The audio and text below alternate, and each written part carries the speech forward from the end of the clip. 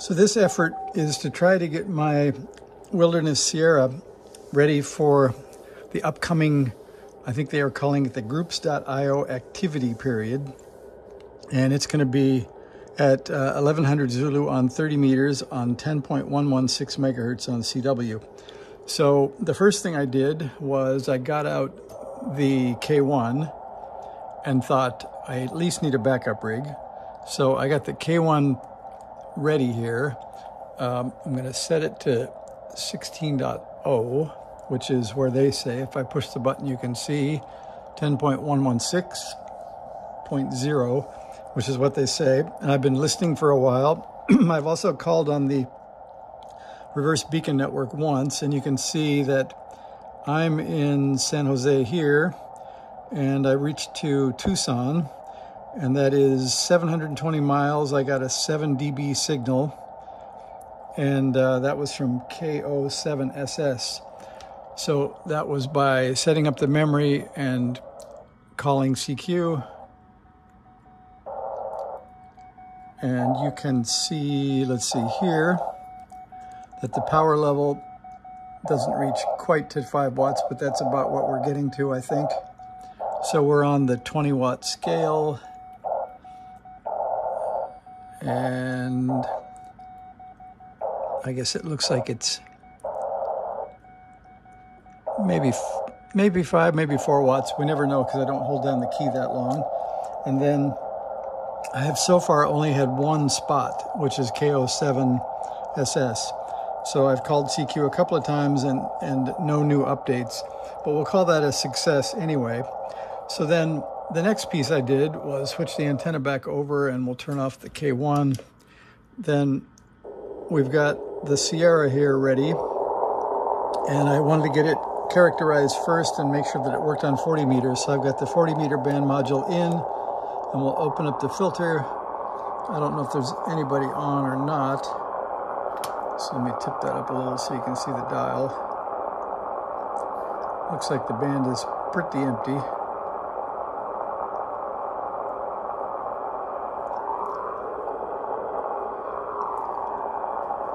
I don't even hear digital signals at this point. Well, that's because my tuner is set up for 30 meters, I guess. So let me go to bypass. And let's see if that gets us somewhere. That helps.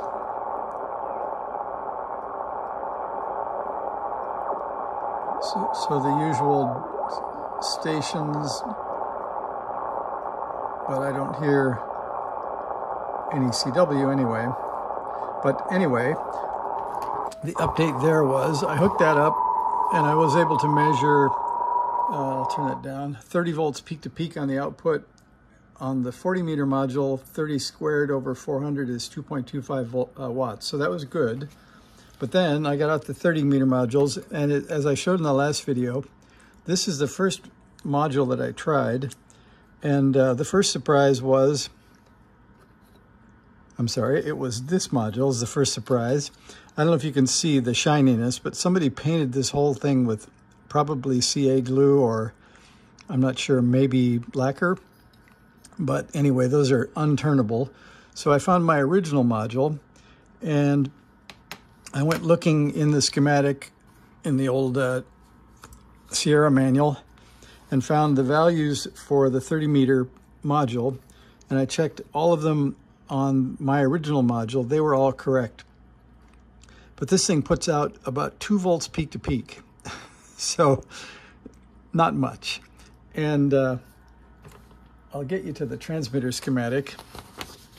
So when I look at what's happening, if I probe here, I've got the normal sort of, I don't know what it looks like, 30, 40, 50 volts peak to peak. But when I get here, it's 2. So we're obviously suspecting that the low pass filter isn't great. So then I went back and looked sort of the data from way back in the NorCal days from a fellow named Dave Meacham. And he came up with the idea that the impedances weren't exactly calculated correctly given the power that we're running. So his suggestion was take 2 turns off of L4 and, L5 and L6 on the 30 meter module. And that would be these 2 coils in the low pass filter.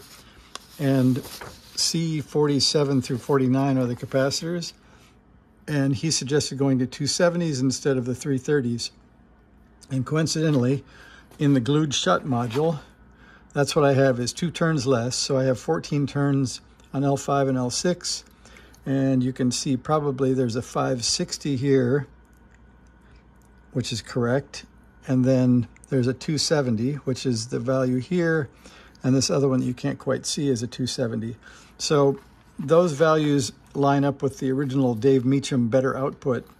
The problem is I can't tune these capacitors because they're all glued shut. So I did bring out some spray alcohol because I think alcohol will melt the CA glue without melting the enamel on the wires. So I'm going to try spraying a little bit here on each of these and see if they will free up, because they were definitely solidly frozen. So we'll pick one in the middle and see if that does anything. Even the holes are full of that stuff.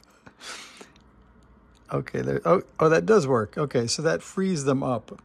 All right, so I'm going to put this in and try it and see. Oh, yep, that freed up that one too. You heard it snap a little bit, so maybe it weakens it, because before I couldn't turn them to save my life. And I know this is going to put them out of alignment, but at least they turn, or they start to turn. So maybe I'll spray those again. And we'll see if we can get those freed up.